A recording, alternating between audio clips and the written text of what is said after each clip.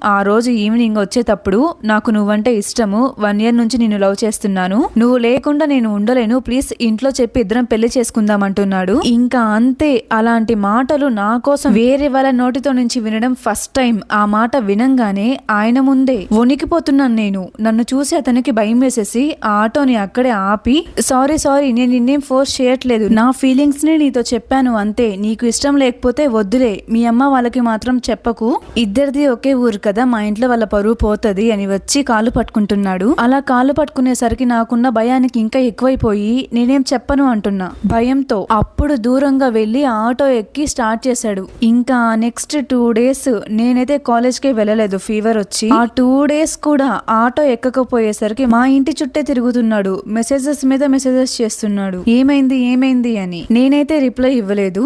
2 days తర్వాత కాలేజ్కి వెళ్దామని ఆటో ఎక్కానే కానీ అసలు ఏం మాటలేవు మా మధ్య. ఇంకా అప్పటి నుంచి ఏం మాట్లాడలేదు నాతో 3 months వరకు.